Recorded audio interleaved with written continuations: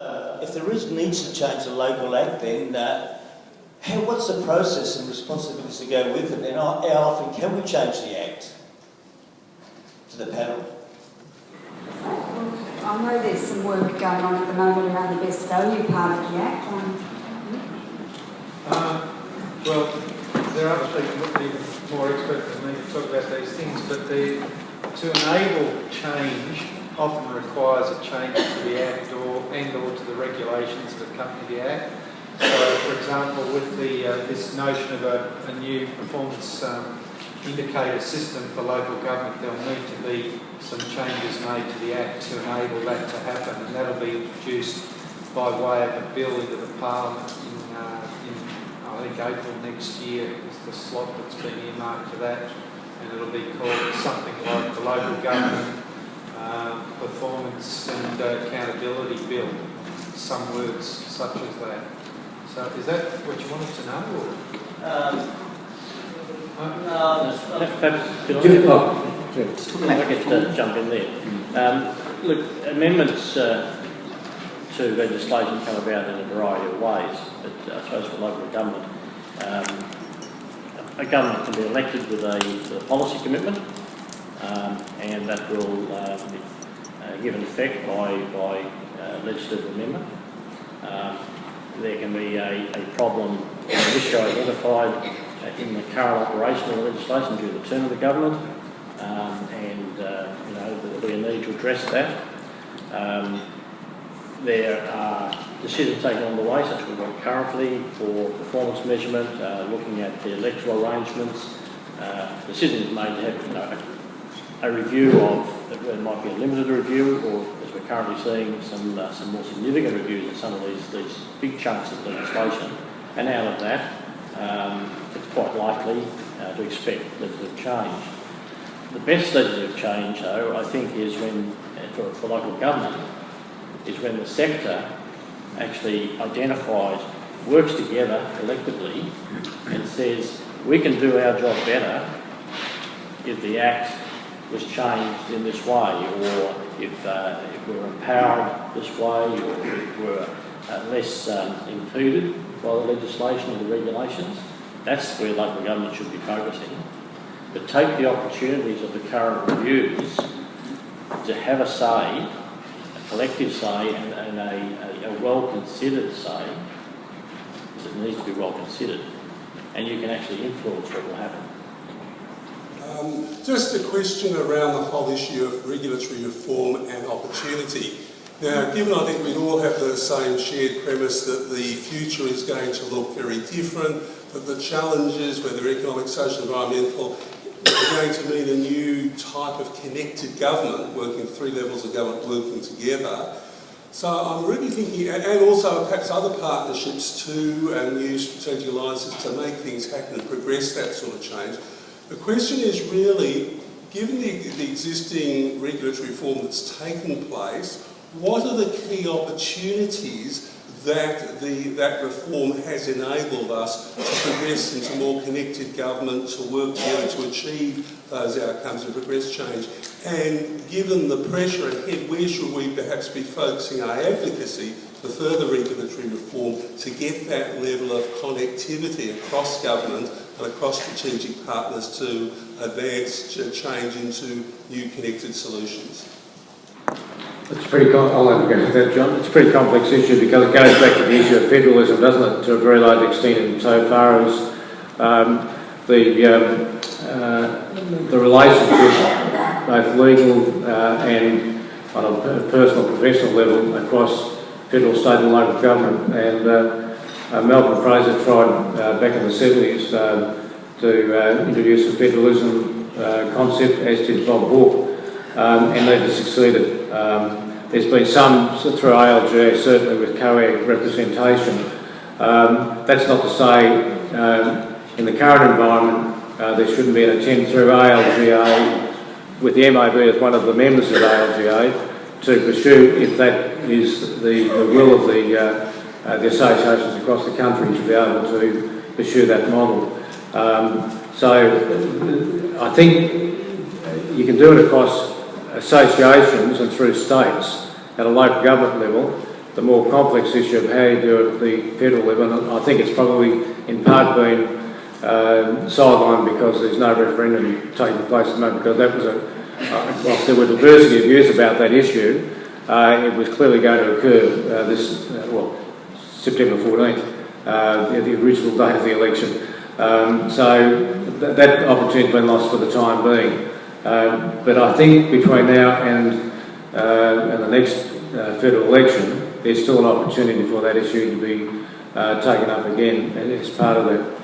I think the other issue is more about the connectivity within communities, which is a critical issue that someone made the comment before about the importance of that. I'm speaking to Kim White, who's in the next session, I think, about how councils relate to their communities. And I've seen very good models of focus groups.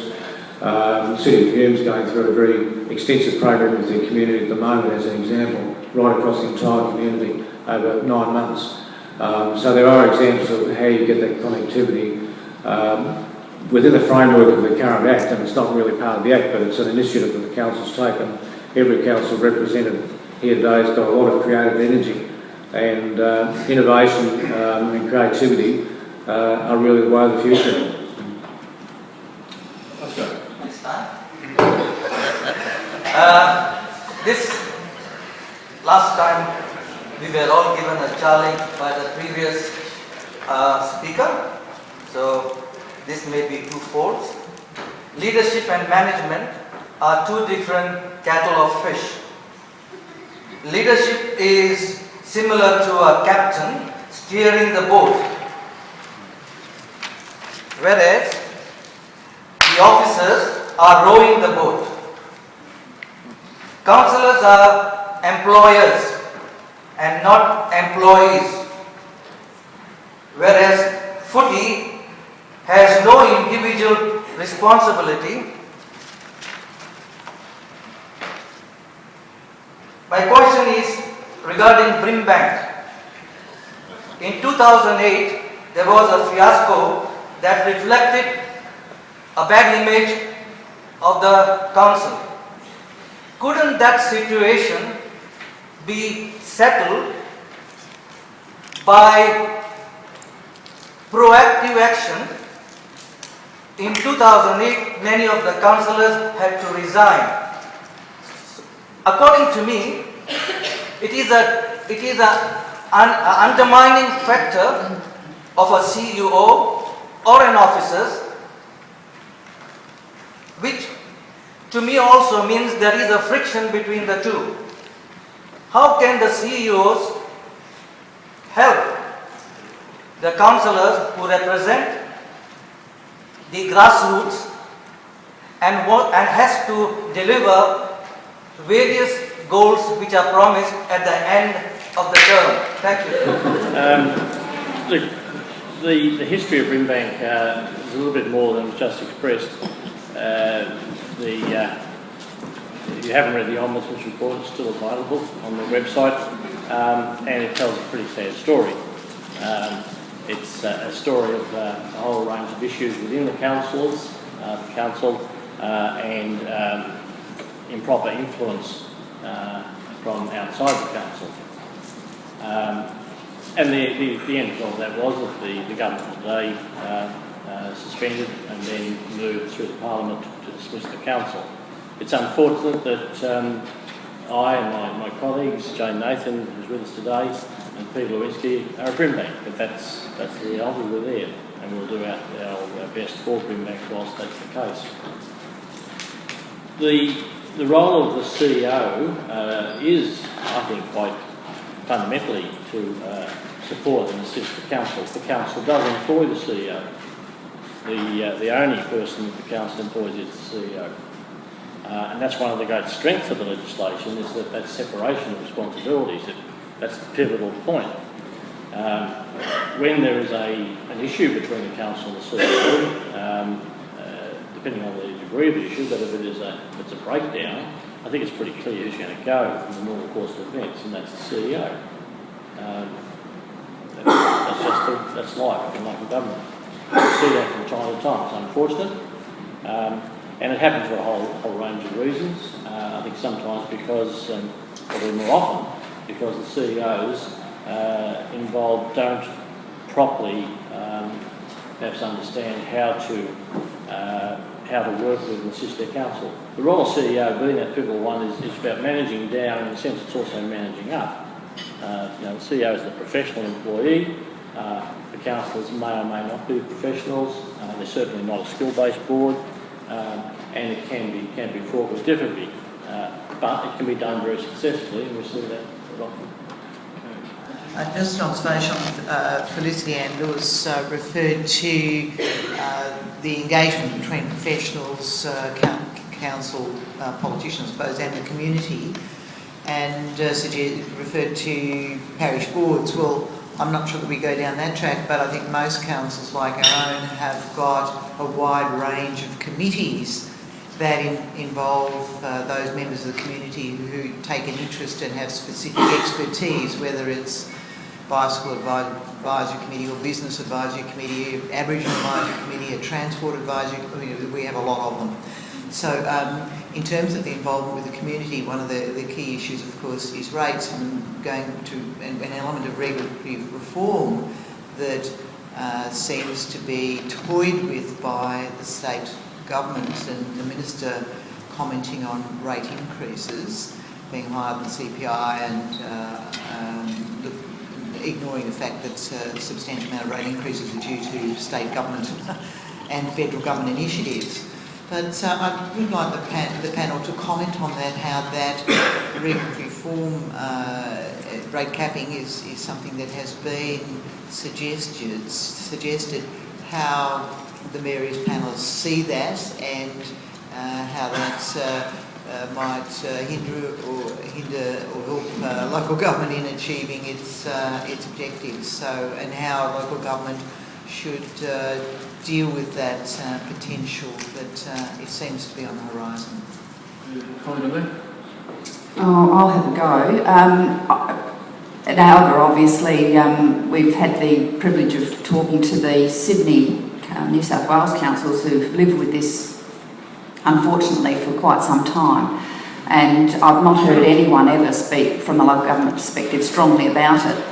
I think it comes to the heart of, are we a level of government, or are we a group that puts into place the will and whimsy of another level of government? So I think we've got to work that out, and I think, the state governments have to come to some sort of understanding about the fact that if we're duly elected and have to face election based on decisions that we make, then we need to have as much autonomy to make those decisions and to stand by those and to front our voters based on those decisions, not being the puppet for the puppet masters. We certainly have only that opportunity to make those decisions by voting in the people who run for state and federal election. We don't get to sit on and say that they can't, put taxes up to this or taxes up to that. We only get to do that through the ballot box. I think we have to be consistent with democracy, that we have to be allowed to stand and fall by what it is that we do, and have the conversation with our communities about if something's too expensive, then we have to cut our cloth accordingly, and that comes back to having those authentic conversations with our community about what we can actually afford. And I agree, it's about, all the things we've talked about today, about looking at our performance, about looking at how we can, deliver the best services at the best prices for people. And I think all of that sits together. For some, I don't think I'd stay in local government if our state brought that in. I think a lot of people would say, well, I'm not interested in that anymore because I'm not a master of my own destiny. You come in with a whole range of constraints anyway. To put on a constraint about what you're actually able to do imposed on you without a conversation with the community, to me goes against all of the premises that we're being asked to actually enact. And I don't know, you may have a different view, but I would certainly want to have that conversation with my community. And it's always the lowest common denominator that gets thrown out about. It's, someone said it's the so-and-so amendment or regulation because of a recalcitrant council that did something, not I don't know how many councils you've got, but in South Australia 68, not about the 67 others that are doing a damn fine job. And I accept that that's what will always happen, it's human nature, it's the way papers are sold, but nevertheless I think we want to get some evidence around this about how dissatisfied our councils are. I can tell you, ALGA have done a lot of surveying in the lead up to this referendum about, you know, how local government was viewed. Well, no government is viewed fantastically, but you should know that of all the three levels, we are the one that's most respected.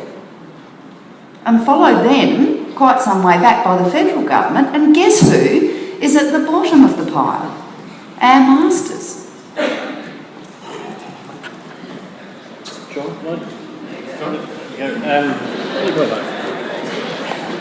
In this age of immediate communication, ever more, government is very sensitive to issues that's happening. We see it in the papers every day. And they're sensitive to local government rate increases. That's a fact. The correspondence to ministers, primarily the Minister for Local Government, but to the Riding Minister and the Premier, when the rate notices go out in local government, there's a spike. And you know, they look at that sort of thing. Local government rate increases are an issue, and if you don't believe that, then you're kidding yourself. It's in the hands of the sector to do something about it, or sooner or later, government is going to be tempted to do something more serious about it. I think that's the reality. One of the biggest drivers of your rate increases is your wages and salaries. And wages and salaries growth in local government, certainly Victoria, is way over practically anything else. So I say to the sector, have a serious go at getting control of that. At the moment, every council goes through its enterprise bargaining, and it's done by the CEO as part of the responsibilities, and that's right and proper. But as a sector, I think there is a role for a central body, not to become an industrial body. You know, I have suggested this, that the MAV should take a greater interest and a greater role, and the sector should demand it, to help them rather than this individual ticking off of councils and the stepping from one to the next and leveraging the increase as a result. That is the driver of your rate increases. The rate increases will be a driver of concern at another level of government. Listening to Community Engagement Act, and I do own a bit of a business up in my area there, and listen to people, and people tend to perceive that the shies are too top-heavy. In other words, from CEOs to deputy CEOs, directors and officers everywhere, and not enough ground staff actually doing actual work, physical work on that level there. Now, how do we satisfy the public that either they're needed or something can be done about it through regulatory reforms? Is this all administration staff really necessary where the population hasn't really grown to any surplus amount? The population is still, but a lot of the councils actually have grown in administration, offices and that.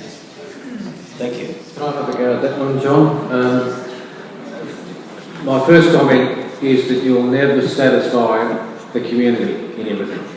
And that's quite a common issue that I've heard as a former CEO and as a consultant in local government, that it is top-heavy. One of the ways councils can actually address that is as part of the key performance plan for the CEO is to ask for a review of the costs associated with the employee. John's made reference to the EBAs, and they're all done separately. I don't know. John and I haven't had a discussion about whether there should be a central body looking at that. I've got some reservations about that, but the unions do pick councils off pretty in the metropolitan area, particularly if you're the leader in enterprise agreements.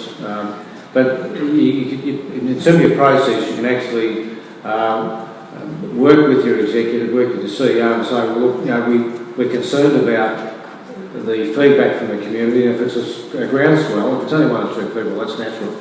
But if you've got a groundswell, then you should be looking at it anyway in terms of your overall labour costs, and then ask for an analysis of why has it gone up by 5% when inflation's running at 2.6% or whatever it might be. And that through the council process, you should do that. The CEO, on the other hand, should also be monitoring that very closely to ensure that every dollar that's spent on labour is in fact the proper spend. And sometimes the market determines how much you pay in a particular position because it's demand, supply and demand. You will find that from time to time, and that happens in every organisation. You just sometimes got to pay more for some positions than a neighbouring council. I heard of one just recently where someone was about to lose one of their senior staff, and the council upped the ante to retain that person.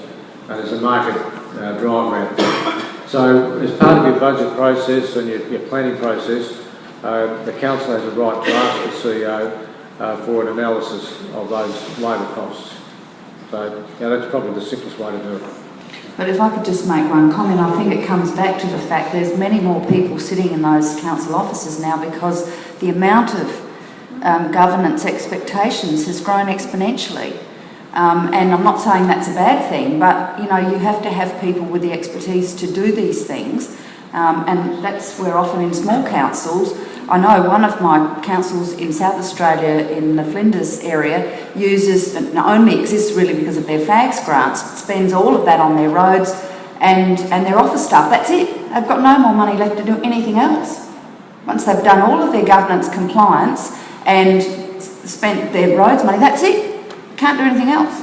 So does that mean the council's no longer sustainable? It's not. No, it's not. And it's not on its own because the bar is always being raised. I mean, risk management, health and safety, on and on and on it goes. And all of those things are important, but it comes at a cost. The performance management of the CEO is fundamental to the question. Separation of responsibilities, it's the council that sets the budget. If you don't give the dollars, that's going to have an impact in terms of who can be engaged.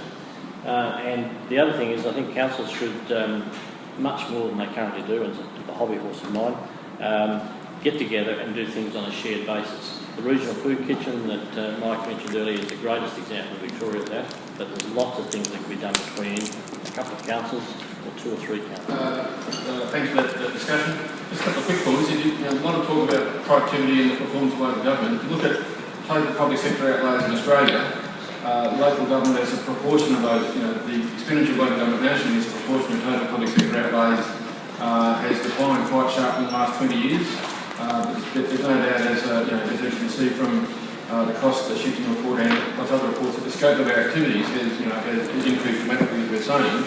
So in terms of public sector productivity, it's on a very, very broad basis. Local government's not doing such a bad job. But despite that, I think the discussion that's taking place would indicate that if you do want to sort of maximise control of our own destiny in the future, that's if we do, then we really need to demonstrate that we are the best we can be in terms of community connectedness, driving improvement, and also delivering better outcomes for our community. So the more we can be accountable and transparent in those areas, which I think the discussion has shown, the more we can take control of our destiny. Can you please thank the panel this morning?